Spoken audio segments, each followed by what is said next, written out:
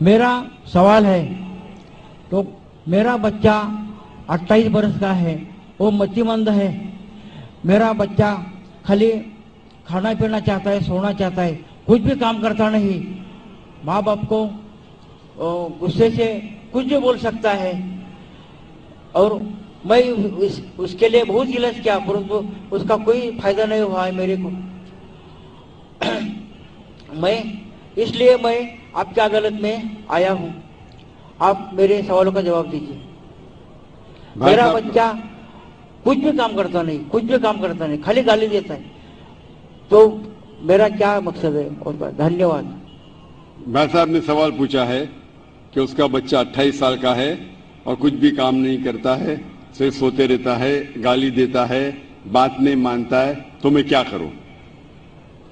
आप उनके वालिद हैं, तो आपका फर्ज है कि आप अच्छी से अच्छी तालीम दें उसे।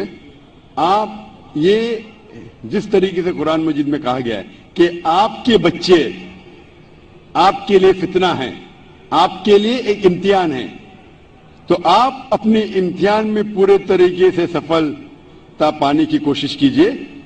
आपको आपका धर्म पूरा करना चाहिए, आपका जो काम है, आपका जो फर्ज है पूरा कीजिए। आप बच्चे की देखभाल कीजिए, उसे अच्छे तालीम दीजिए और कोशिश कीजिए कि उसको अपने ईश्वर, अपने भगवान, अपने अल्लाह की तरफ सिर्फ इबादत करे, सिर्फ अल्लाह की इबादत करे और किसकी नहीं। ये आपका फर्ज है।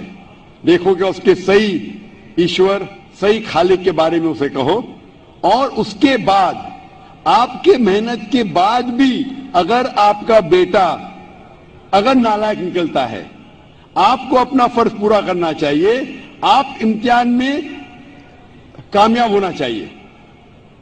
टीचर बच्चे को पढ़ाती है, क्लास में पढ़ाने के बावजूद अगर बच्चा फेल होता है तो इसमें टीचर की गलती नहीं है। अगर टीचर बराबर से नहीं पढ़ाती और फिर बच्चा फेल होता है तो गलती है टीचर की। लेकिन अगर टीचर बराबर से पढ़ाता है बच्चे लोग को और उनमें से कुछ बच्चे फेल होते हैं तो गलती है उस तालिबे इल्म की, टीचर की नहीं। उसी तरीके से आप उनके वालिद हैं, आप और आपकी बीवी उसे सही तालीम देना चाहिए उसके ईश्वर के बारे में। क्या ईश्वर एक है?